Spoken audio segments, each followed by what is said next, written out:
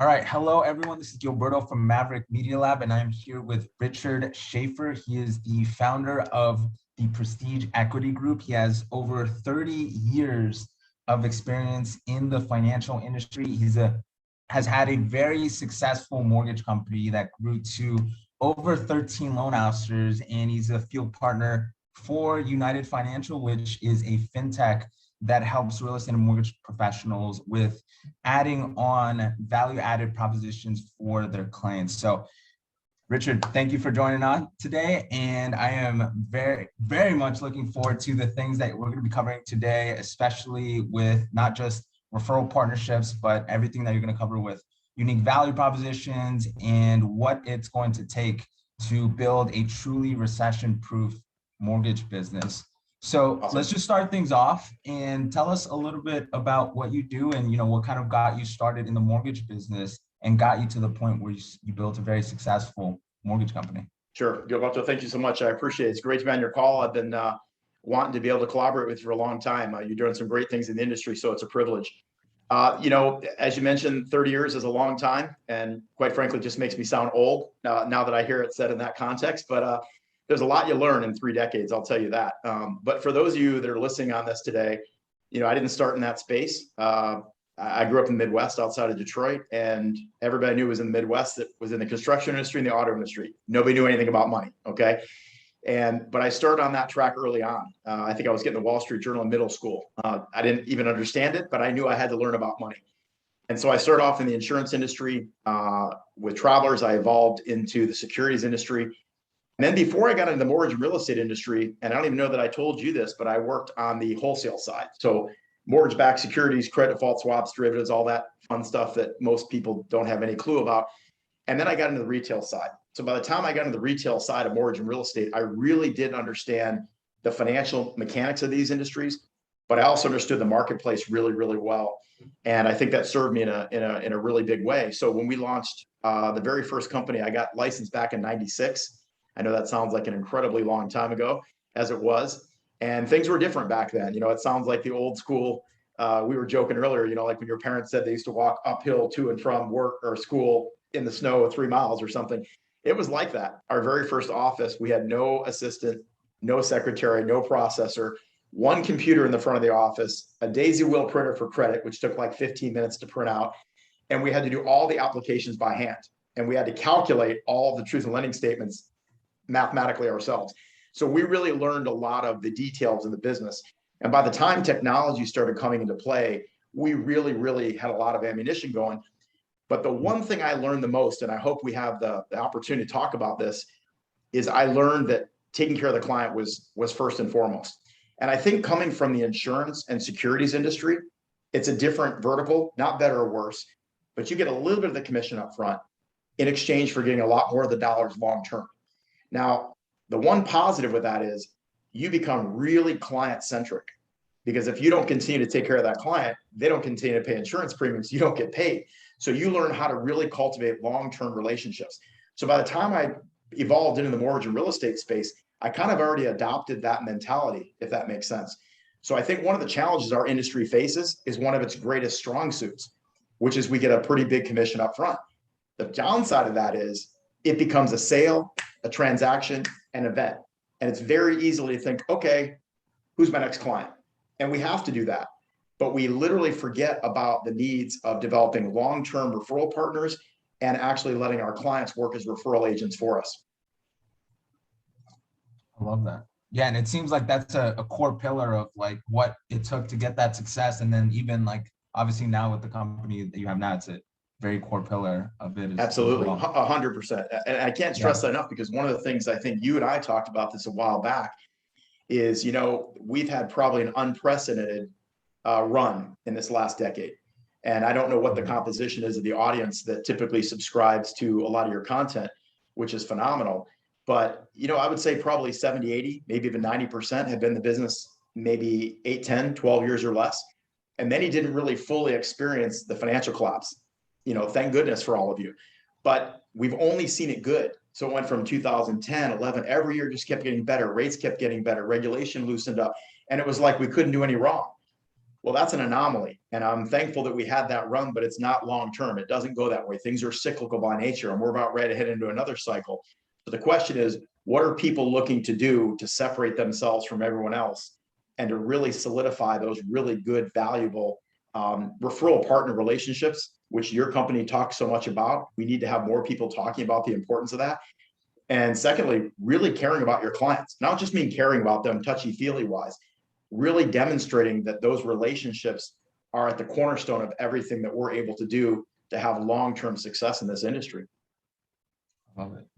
And one of the things I was interested in, because you have like, you've pretty much seen like technology evolve in the mortgage industry and how that's been used to Sure. generate, more leads. And you've seen the rise of Zillow and all of these different like avenues for getting referral partners and clients in. So like over all that time and like even now, like what have you seen to be the most effective way of bringing in new clients in? Like what has personally worked for you, and like what overall have you seen across the board has been the most effective? Yeah, I think I love that question. And you've got a lot of people on here, I'm sure, that are younger and they're more recent in the industry, and they're really deploying a lot of extraordinary technology in terms of lead generation and marketing and so forth. And I certainly recognize the value of that. As a father of an 11-year-old daughter, whether I want to or not, I've got to be on TikTok and Snap and everything else because my daughter's 11, right? So I'm not irrelevant to understanding technology by any stretch, but I've also seen the other side of it. And I think sometimes technology can be extraordinary, but we can use it as a crutch. Like when I know I really should call my mom, but I text her instead. We do that all the time with friends, with family, with clients. And so we have to remember sometimes, and a lot of the stuff you do is incredible, and your marketing abilities are extraordinary. But let's remember that people are still people. And we still look at all what's happened during the pandemic. Yes, I can get better coverage of the Super Bowl on TV, but I'd still rather be at that. I'd rather be at the game. I can watch a concert on TV, but I'd still rather be there in the crowd. And so the truth of the matter is client engagement is not that different. So to your point, which is really interesting, you're talking about mid-90s when I got in the business. The internet was hardly even a thing at that point. I mean, obviously it was launched, but the average person wasn't sitting around. I had my old compact computer I just threw out of one of my old storages the other day or a couple of weeks ago. And I had the old AOL dial-up and you got mail and all that stuff. That's when I got back in the business, you guys. So when you start realizing that's where it started, nobody had a smartphone back then. Most people didn't even have a handheld pocket, regular cell phone. There was no social media. The average person didn't even do online banking. So this is how much has transpired in 30 years. That's the good news. The downside is there are certain things that are fundamentally true to the human experience, the sales experience, the professional experience. And what's happening is if we're not careful, technology works against us because clients can do more and more and more on their own, which is a good thing. The problem is if we allow too much of what we're doing to become automated, we lose our value, right? We become dealing more like a customer instead of a client. Customers want product and price, they go to McDonald's. Clients want education, service, and value. And if we don't continue to show that we're demonstrating that kind of value, we're going to find ourselves obsolete a lot sooner than later. So to your point, we've seen a lot evolve over technology. Listen, it's a phenomenal that people have marketing mediums with Instagram and Twitter and LinkedIn and Facebook and et cetera, a lot of ClickFunnels initiatives. All those are phenomenal. But do not lose sight of the fact that if your computer died tomorrow, the internet was shut down, Facebook had a problem, or anything else happens, what have you built that is at the core essence of your reciprocal referral-based business? What other financial professionals do you deal with, particularly realtors that are well-established and successful, that are going to continue to need to deal with clients? You really got to start doing, and this is one of the best things your company does, I think, is show people how to be able to connect the dots in cultivating those really quality real estate and financial professional referral-based relationships. And that transcends into you tending to take better care of your clients. If you refer somebody to me, I'm probably going to take even better care of them than my own client, because I want to make sure I do a good job for the client, and I want to make sure I maintain that relationship with you. So it helps to incentivize the right kind of behavior with our clients on behalf of our FinPro partners. I love it. And I know you mentioned like one of the things that you said, that you kind of see as a pattern, especially now with mortgage brokers nowadays, is like the use of like overusing the too much tech to compensate for Yeah. like that one-on-one interaction. What are some other things that you feel like mortgage brokers get wrong, or kind of fall short when it comes to like the topic of generating like more business? Like what do you think is like some of the common pitfalls? Well, I think that's really great. I think you couched that perfectly. Is, they say this a lot, there's a lot of things you have to do, make it all work, a lot of little pieces, but you can do two or three things wrong and destroy your whole business. One of the things that I think I want to believe particularly good at is, if you are going to be in this business long term, number one, I'm speaking on behalf of loan officers and mortgage brokers here, you cannot be the person that completely becomes transactional oriented, becomes a transactional agent, if you will, and you're counting completely on referral business. I'm sorry, refi business, right? I mean, we all know we all want to have this measured balance. But if you were honest and you looked at how much of that business people even had 20, 30, 40%, that's turned to like 60, 70, 80% referral based business. That's a problem, right? Now we know it's a market condition driven thing and so forth. Here's a couple of things that I've saw over this 30 years that a lot of people do wrong. Number one, they're not focused on the main thing. Gary Keller, who started Keller Williams, wrote a book called The One Thing. And I think sometimes we don't focus in on what is the one thing you can do that by which doing it, every other thing you're trying to accomplish becomes possible. And that becomes client centric. At the end of the day, and it's one of the things you and I talked about, it's the difference between a client and a customer. The whole customer is always right. Well, that doesn't apply in client relationships. No accountant says, well, hey, Gilbert, what do you think we should do? No lawyer says that, right? They're saying we have a client relationship, but there's a trusted relationship there. So one of the major pitfalls is relying too much on cold marketing, too much on cold lead generation and or virtual communication. If you don't start connecting with your clients at a more intimate level, in some way, shape, or form, you're in trouble. Number two, one of the greatest challenges I find loan officers face, and this isn't meant to be a profiled statement, but the vast majority of loan officers are actually men, which is both a curse and a blessing. And men don't have as good a bedside manner. They're not as engaging when it comes to things like that. They can often tend to be a little more deliberate and methodical and mechanical. And that's one of the challenges with a lot of real estate agents, which is by nature more female dominated. So you've got cats and dogs mentality. And so one of the biggest complaints realtors have is that loan officers don't communicate consistently enough, not just with them, but with the clients. So one of the things I used to teach in my office, and by the way, you had a 3-strike rule in my office. If there was ever more than 3 days that went by that you didn't communicate with a client, you got a warning. In other words, I don't care if you have no update. Every time they'd say, well, there's nothing new, I got nothing to tell them. Then tell them you don't know anything yet. Gilberto, just getting ready to wrap up for the day. I want to let you know we didn't have any updates, but I just want to keep you in the loop. The worst thing we can ever do is not communicate. I used to run surveys all the time, and it was the number one thing that clients gave me in terms of their biggest compliment or their biggest complaint: lack of communication. We forget, Gilberto, that we do this for a living. It's, a day in the life. It's like being a pilot. But if somebody makes one flight a year and there's a little bit of turbulence, they're freaked out. The pilot isn't, the passenger is. And that's why pilots tell you, hey, we might have a little bit of turbulence coming up, so the person can prepare themselves. But they can't do that if nobody communicates. So even if the answer is, I have no updates for you, you would be amazed how far that goes from a client standpoint to say, wow, you touch base. And by the way, it was a 3-strike rule. If I had one of my loan officers and I got that feedback from a client 3 times, they were gone. Number two, you've got to make sure you are proactive in those communications with your referral partner. Do not wait for them to have to call you. The very first thing I would do, even with my own clients, is I would reach out to the real estate agents and say, listen, I want to introduce myself so we can open up some dialogue and you know that I'm here for you. That simple thing of being proactive to communicate with them is definitely consummating in terms of how they see that relationship. And the other thing is, people do a horrible job of follow-up. This business, I won't take credit for it. Joe Stump has a great program, and he talks about before, during, and after. And before is what you do on the front end, right? And the stuff that you're so good at, Roberto: advertising, marketing, lead generation, and branding, what you do to get that relationship. Then it's during. How do you interact with that client? How consistently do you communicate? How thorough is your communication, right? How detailed are you about making sure they understand what's going on so you can measure expectations? Under promise, over deliver, as we talk about. And the last one, this is the one that our people in our industry do the worst: after. It's like, thank you very much. I hope you come back someday, do another loan with us, or give us a referral. And guess what? That very seldom happens, because 2 years from now, their brother-in-law is going to get a license and forget all about you. That does not happen if you do a great job of supplanting yourself as that long-term trusted advisor. So there's a lot of things, but I'll tell you, those are the three things that I saw consistently that people drop the ball on. And the funny thing is, they're all easy to do, but because they're easy not to do, people don't do them. And the devil's in the details, like they say, but the fortune's in the follow-up. And those are all cliches, but man, are they true.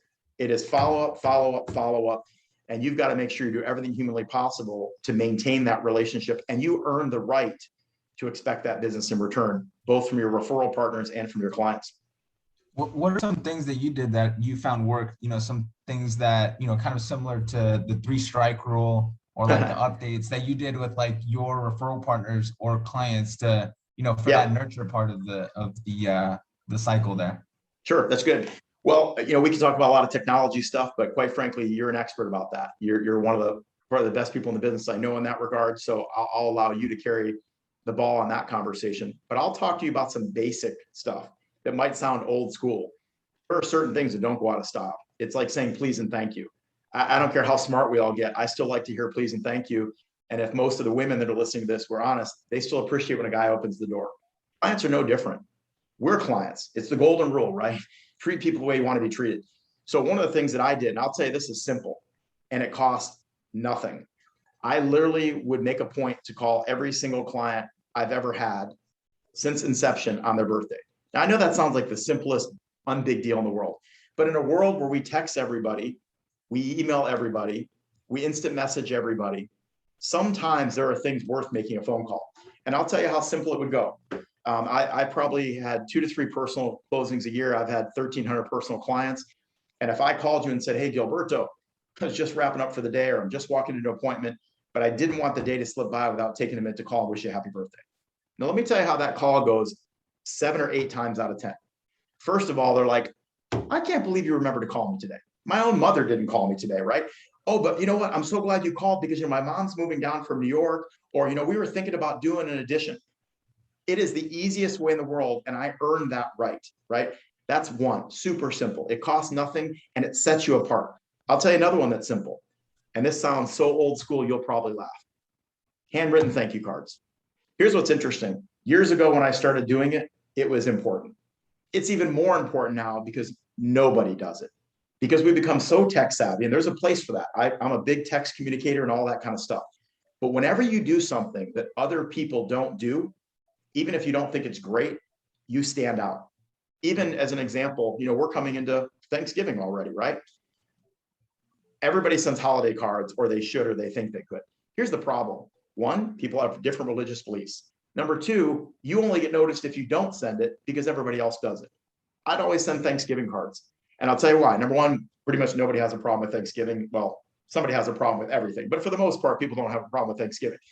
But I would get a leap on everyone else. So I would say, in the season of Thanksgiving, it seemed like the appropriate time to just stop and say thank you for being a loyal client of mine. And I hope you have a great, rest of your year and a great holiday season. Look forward to all the best in the upcoming years and to be your trusted advisor for life. My whole point is I'm getting a 2 to 3 year jump on everybody else. Who do you think they're going to remember? And it also sets the stage for that. I'm constantly validating that without you, I wouldn't be here. You're why we have this long-term relationship. There's a lot of little things you can do, but it really is, Gilbert, the little things. As a guy, you and I know women are much more intuitive than we are most of the time. And those little things matter. It's not 100 roses. It's that one little rose you leave on the counter with a note on it. Clients are no different. And I think we need to get back to being focused a little bit more on being client-centric, because we pride ourselves on being so fast and so efficient and so technical, and all of that's good.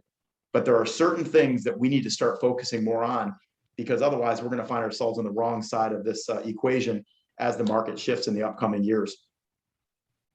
Nice. I love that. And like kind of dovetailing on that right there, that topic that you mentioned around being client-centric, like what were some of the things that you like utilized in your company to make you stand out in terms of like your unique value proposition to like clients, but also to like referral partners as well?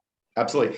Well, I'll tell you one thing, and I know this is not done, forget about being 2021 because of COVID and a lot of the virtual world we live in, things have shifted. People don't interact as much as they once did. And I get that. And that may never change back. And that's okay. But I will give you an example.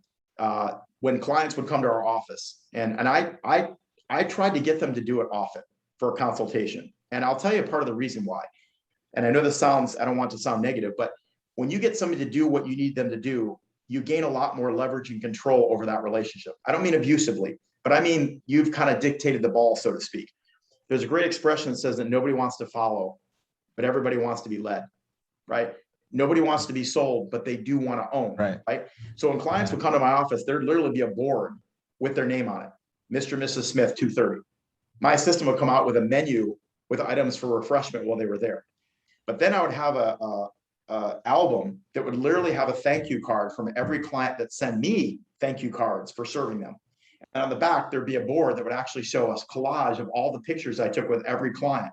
Now, all of a sudden, I haven't even talked to them yet. And they're already like, somebody came out, my name is here, they're expecting me. Look at all these people that said thank you. Look at all these pictures. It was a big deal. One of the things that we did that I thought was particularly fabulous, especially with real estate partners. I almost hate to tell this secret because it was so good. I almost hate to even tell it. But so everybody does it now, right? You take a picture, no big deal. But we're really bad at printing them out. We might send them to somebody. I would literally take every picture because I would be there at the closing. Now, I'm old school. I did not miss closings because I thought that was one of the most important things I could do. I can't expect that closing agent to know all the conversations that were had. And I want to make sure I'm there, not just to support my client, but honestly, to reinforce the value that I've provided, that I am that constant force. I'd take a picture, I'd have it framed, and I'd put courtesy of Prestige Mortgage and Investment Group or the companies I was marketing at that time with my phone number. Guess what? I'm going to send them that FedEx. Everybody likes to open something in the mail that way these days. It comes from, something that was ordered. And they're going to hang that up because I was the person there when they took that picture. And who do you take pictures with? Friends, not strangers. When do you take pictures? You consummate important events in your life. So they're going to put that picture up on the wall, and it's going to be the husband, the wife, or the couple, and I'm going to be in it, and they're going to be holding that key, and my name is right there. Now, that is probably one of the best things I ever did. Here's my favorite, though. On every purchase transaction, I would begin talking early on about the excitement about owning a home, the American dream. When are you planning on having your housewarming party? Oh, we're going to do the kitchen and this, that, and the other. I'll tell you what I'm going to do for you. When you go to do that, I want to be a part of that, and I will take care of all the food and drinks you need for it, and I'll take care of all the invitations. Now, here's what's powerful. When they give me that list, who are the people that are invited to their housewarming party? People just like them, families that own a home, want to buy a home. And now, guess what? I paid for all the invitations. I have the list of all those people because I'm sending it. At the bottom, it's courtesy of Richard Schaffer, blah, blah, blah, blah. Well, guess what? Now, once again, I'm going to show up for that, and they're going to be like, oh, you need to meet Richard. You feel like a celebrity, and people are introducing you to their niece and everything else in the world because, and I'll tell you, those are some of the things I did that cost me very little, but yielded me incredible, incredible results. And they're little things we just don't think about. We think about technology, all that stuff is great. But when you can be there and you've got 20, 30 of their closest friends that are at their housewarming party and the invitations have your name on them and you provided the food and drinks and everybody's introducing you, there's times I get 10, 12, 15 quality referrals on the spot at that event. That stuff is cool. So anyway, there's a lot of stuff, but I don't want to give away all my secrets, but there's an idea, some things you do that are really a little, I want to say they're old school, but honestly, they're universal. There are certain things that just people appreciate and you stand out. And I think in some respects, they're even more important now than they ever were because less and less people do them. And when you do anything, whether or not people are political or not, Donald Trump had a great expression years ago. He said, no press is bad press. And the idea is any marketing you do that makes you stand out and brings you top of mind is going to be a really unique value proposition for your clients. There's no question about it. I love it. Cool. And talking into like the subject of building a recession-proof mortgage business, like what do you think needs to be put in place for someone to be able to weather the storm for when that comes up, when we have like that pullback that comes? Like, what do you think a mortgage broker now that's looking at this like would need to have in place to make it past and like you did do that time? Sure. Well, you hit on a big one. I think this might be one of the biggest topics we could talk about. I had an opportunity years ago to do a little stint on CNBC and was introduced to an article in Investors Business Daily. And this was back in 2005. And they said, you know, what do you see happening in the market? You know, what do you see the trends? I said, I think we're gonna have the biggest real estate crash in history in the next 12 to 18 months. And I wasn't being a doomsdayer. It was a mathematical certainty, right? Houses can't go up 20, 25%, and income's going up 2.6. That's not a mathematically sustainable metrics under any scenario, right? So ever since then, I started saying, how do we prepare for the storm? Now, I'm not being the doomsdayer. I'm just being a realist right now. We know that things don't continue this trajectory forever. It's not logistically, structurally, or mathematically possible. Yeah. So the question is, did you ever play musical chairs when you were a kid at any point? Yeah. Okay. Yeah. You don't wait until the music stops to look for a chair. You're looking out of the corner of your eye about the next available chair. So you're anticipating the music stopping so you can grab that chair. And that exact same analogy is applying in our business right now. I think over the next year, year and a half, we're going to see a 5, 10, maybe even a 15, 20% pullback in certain markets. I'm not anticipating the apocalyptic crash we had in 2008, 2009, but rest assured, a little shift in that regard could cause a 15, 20, 30, 40% pullback in your revenue and therefore your income. What are you doing to prepare for that? What are you doing to insulate yourself from that? So if everybody that's listening to this has done maybe less than an ideal job with their referral partner and their clients, you know what? You're forgiven. But you better start today, because it's not a matter of if we're going to have a correction. It's a matter of when, how long, and how big it's going to be. So the question is, what am I doing today to start shifting the type of conversation and engagement and communication I'm having with my clients to establish myself as that long-term trusted advisor that they count on to help them weather this storm? Sometimes you can take every negative and turn it into a positive. I think Lexus did an amazing job at this, right? When there'd be a recall on your car and they would take you in and they'd give you refreshments and they'd let you look at the new cars and they gave you part of the lounge and a gift certificate for the gift shop. They understood how to take that negative and turn it into a positive and have you looking at new cars and all this sorts of thing. You need to start doing the same thing with your clients. And perhaps even more importantly, Gilbert, real estate referral partners, because there are roughly 2 million real estate agents in America. And many of them are phenomenal. Some are new and green. Some will make it through this shift, some won't. But you better make sure you're hitching your wagon to those that are really, really career agents that are going to weather the storm. So strengthen those referral partner relationships, even diversify them a little. It doesn't hurt to have a financial planner or an accountant or a CPA in your arsenal. You want to be diversified so that any one market, remember, market money doesn't disappear. It flows, it shifts, it goes from one place to another. So you want to be centric in this space, but you also want to have diversity. So you've got other value-added financial professional partnerships that you can rely upon as the market shifts. By far and away, I think one of the single most important things that loan officers could be thinking about today. Love it. Is there anything else that also comes to mind, like apart from being client-centric and then also focusing on your referral partners, that you feel like really contributed to you, like really just like striving during that time when some people like got out of the mortgage industry, you still stayed on? Like, was there other things as well that Sure. you feel were like core pillars during that time? It really was. And I'll tell you, one of the things and what we do even at United Financial now, the birth of that really was, where are the gaps? You know, what is the fallout between what's happening in our industry? And it's really this, you know, every single day, Gilberto, I don't care what industry you're in, particularly if you're in the mortgage and real estate industry. And even if you don't know you're doing it, every day you wake up with 3 things in your mind, consciously or otherwise. I got to get in front of more qualified prospects so I can close more deals and make more money. It's that simple. It's not that easy, but it is that simple. So people are constantly saying, what kind of advertising, marketing, lead generation, or branding can I do to give me that sort of opportunity? So it's all about these things. I got to have a competitive advantage. There are a lot of loan officers in America. There's a lot of real estate agents in America. How do I separate myself? Not just working harder and being more of a professional, that's a given. But how do I make myself stand out? How do I give myself a competitive advantage? And here's how you do it. You've got to constantly focus on not just client support, but what's important to the client. How do you create a long-term value-added proposition to your clients?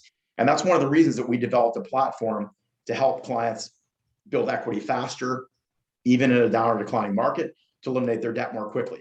Because at the end of the day, clients don't really care about us that much, right? They're not really thinking about us after the transaction either. But what will live with them is whatever value we provided for them that has long-term ongoing benefit to them. So how do we constantly find ways where we can introduce more value? We've got more overlapping relationship with them. And so that's one of the reasons we even developed our platform, right? That was meant to be that value added benefit that provides, of course, obvious synergistic benefit to the agent, the referral partners, and the clients. But it's really got to be that commitment to saying, how in the world do we transform that relationship? How do we stop being a transactional agent and being more of a long-term trusted advisor? By far and away, I would say that's the single most important thing that anybody in our industry, but particularly our loan officer partners, can deal with. Because when you buy a home, they're always going to have a realtor involved. There's not always going to be financing involved. You got to think, how do I maintain that long-term value? How do I put them in a position where there's something that keeps me at top of mind that makes them be almost irreplaceable in their mind? So not sure what other things, you kind of want to hit on there, but that's certainly some big important ones there.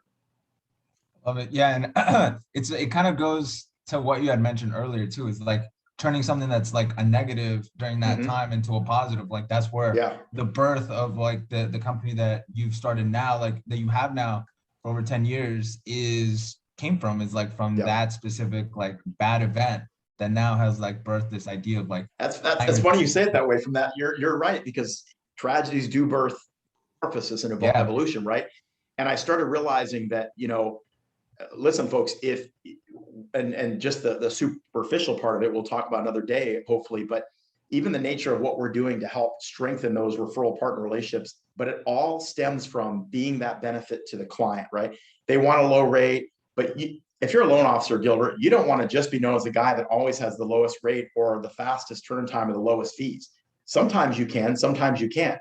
But if that's your business model, probably not going to be in business very long.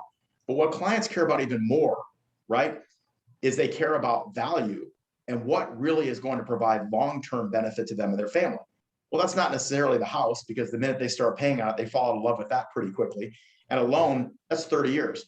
What if you could show them a way where they could actually put themselves in position to eliminate that mortgage in a third of the time, if they could build equity faster? Well, what could they do?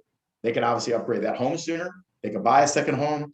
They could develop a real estate portfolio, things of that nature. There's a lot of things. So it's the nature, but our whole focus is how do we provide that complementary benefit? Because our goal really is to help those folks do what they do right where they're doing it. We just want to help them do a lot more of it and be looked at as more of a valuable, trusted advisor and relationship with their clients.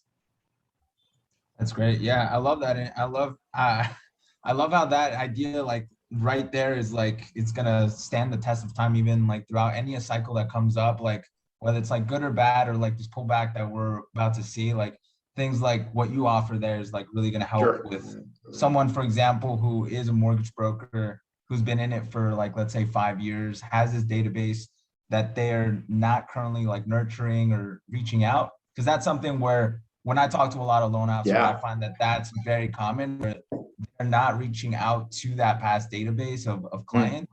They're like focused, they're really good at like bringing in new business, but they don't have the time or have the attention to be able to give that attention to those past clients. And if I may interject one last point, it's that, if a client falls through the cracks and we can't service them for whatever reason, documentation, equity, income, credit score, whatever the case is, how much money do we make on that client? Nothing. All the past clients you spent all these years cultivating, nothing. What if there was a way that you could reconnect with every single one of those contacts that either became a client or didn't, and have a legitimate reason to reconnect with them or provide more value? It's all about that. So I appreciate you mentioning that. I think that's really spot on. And, I commend you for what you're doing, because there needs to be a lot more of that. I think that we get so caught up in being transactional that we don't realize we want to be a quality professional. And I think you provide a great avenue, a great platform to connect people with referral partners, and your messaging and your content and technology is phenomenal. So it's really a pleasure to be able to be on your program and be able to provide some benefit to a lot of the folks you help, and keep up the good work. I appreciate those kind words. Yeah, and it means a lot coming from someone like yourself who's been in it for like 30 years. You've seen a lot of stuff come up in like the marketing space, and got a chance to see like, what we've got to offer. So I really really means a lot, and it kind of just validates what we have to offer here. So Yeah, you're doing a great job. Thank you very much. awesome, man. So to end things off, if someone wanted to get in contact with you, what would be the best way for them to learn more about you or United Financial, and how they can improve, their value proposition to clients or referral partners? What would be the Sure. best way Well, of doing that? whatever you feel is the best way to do that. Certainly you have the audience. We can direct it through you if you choose, however you feel is the best way to do that. I'm open to whatever, but I know that, we really can't do what we do without people like you. That's just the truth. We have a phenomenal solution for the consumer, but we're really, really integrous about the fact that we really want to be able to work that through our quality financial professional relationships, because we don't ever want to circumvent them. Our whole focus is, I want to help a loan officer become a better loan officer. I want to help a real estate agent or an insurance agent or financial planner become better at what they do. Obviously, I could provide my direct contact information, all that good stuff, but I'll honestly allow that to be in your purview, because the truth is, even with our quality financial partners, it's really B through B2C. We don't generally deal directly or solicit directly with the consumer, but we do believe in synergistic value-added partnerships, especially with what you're doing. You're probably one of the best examples we have of connecting those kind of partners. You can provide whatever contact information, you make that available, and we'll tag that there. But we really appreciate that, and we prefer to do it exactly through those kind of folks, because our goal, first and foremost, is to strengthen those financial partner relationships so that we can all win in the end. Love it. And once again, I want to thank you, man, for being so pleasure. Time, and also the breadth of knowledge that you have, like taking all of those 30 years and just condensing it down to the core, understandable basics and the pillars. That's been, I'm sure, to whoever's watching this right now, definitely they've left with a couple nuggets of just practical things and conceptual things that they can just start to run with. Well, hopefully we'll come back another time and do a little deeper dive and some of the mechanics and so forth. But it was really a pleasure. Thank you so much for the opportunity. Likewise.